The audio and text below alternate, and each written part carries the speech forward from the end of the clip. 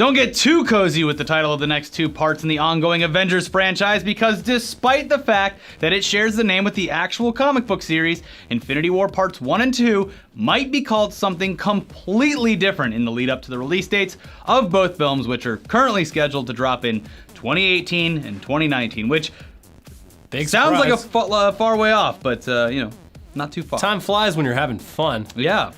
We've previously reported that the Russo brothers said that Infinity War Parts 1 and 2 aren't going to necessarily be direct sequels and will be able to stand on their own.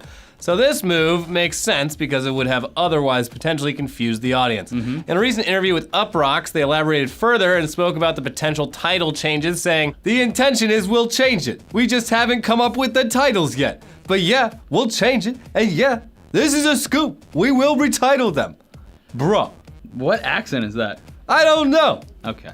Well, if you could allow us to take a guess. It's the Russo brothers. You could allow us to take a guess at the first name for part 1. I would call it The Avengers Present Captain America Civil War Part 2, Infinity War 1, Iron Man 4, finally Thanos.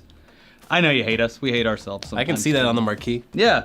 They want all that, We can't show any other movies at the theater this weekend because we're showing whatever that was. That. Yeah. But anyways, that's not all of the Marvel news. Over on the 20th Century Fox side of things, apparently before landing her role as Psylocke in X-Men Apocalypse, Olivia Munn was actually offered a part in Deadpool. This story comes to us by way of, believe it or not, the American Airlines in-flight magazine, American Way.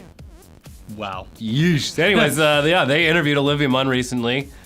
Probably talked about flying Peanuts and airplane food, am I right? During that interview, though, she talked about the fact that she was offered the role of Ryan Reynolds' girlfriend in Deadpool, but that she didn't want to take on that role because, quote, she wanted to fight, to make noise, to kick butt, and not show her butt. So regarding the role she did end up taking as Psylocke in Apocalypse, Munn stated, quote, "I thought Psylocke was always one of the most lethal characters, and I said, yes, as long as you're not using her to be the eye candy. She has really powerful abilities." And they said, yes, that's an important part. Yes, that's an important part. Far be it from us to not trust one of the greatest in-flight magazines of all time. Since Sky Mall went under. It's pretty much the best magazine you can read at 35,000 feet. Specifically in an American Airlines flight.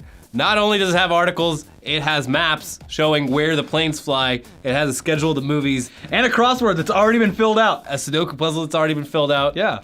There's usually a Spanish version. There's usually like chip crumbs and stuff in there, right next to the article. So despite the fact that they have the primary source scoop on this, it is backed up by other sources, including an interview that Simon Kinberg did with Collider, which went up back in February on United Airlines website. No, it didn't, but he said this. I had met with Olivia Munn for a character in Deadpool that ultimately wasn't the right character for her. But we were like, we've got to keep in touch. She has to do something in the X-Men world. And Brian and I were sitting in Montreal a few weeks later and saying we should do Psylocke, and I was like, dude, I just met with Olivia Munn 2 weeks ago. She'd be great. Then we looked at pictures of her online and I emailed her and I said, I think this is a great character for you. And she immediately emailed me back and sent me all this fan art online that fans had done of her as Psylocke. So that's how that one came to be. Yeah.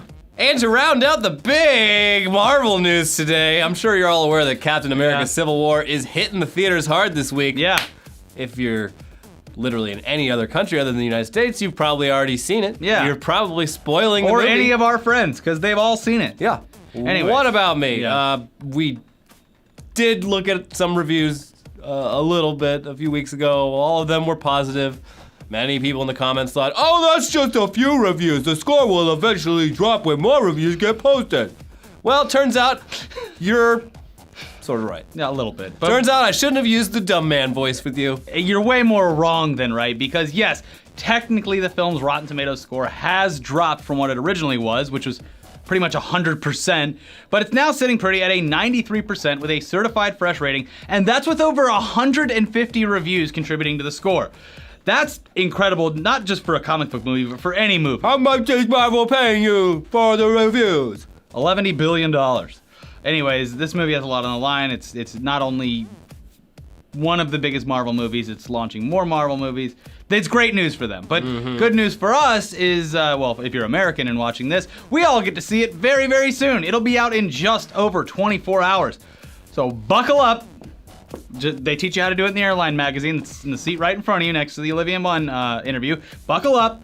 because it's going to be one of the biggest superhero showdowns of all time. Make sure you poop beforehand. You don't want to go in that It's bathroom. a long one. Well, that's it for our big Marvel news. Be sure to check out our other bullshit. Tech Tuesday. Doctors are bringing dead people back to life, sort of. They're bringing that They're shit bringing back. the dead people back. And then on our podcast, we had Alicia Malone in to talk about all the big summer movies. Including X-Men Apocalypse. And Civil War, yeah. And then news dump. Oh, yeah. Zack Snyder not going to be able to get his greasy little fingers all over that Batman standalone film because Ben Affleck Just smack slammed the him away, door. Smack him away. Yeah. Get out of here. All right, see you guys next time. Bye.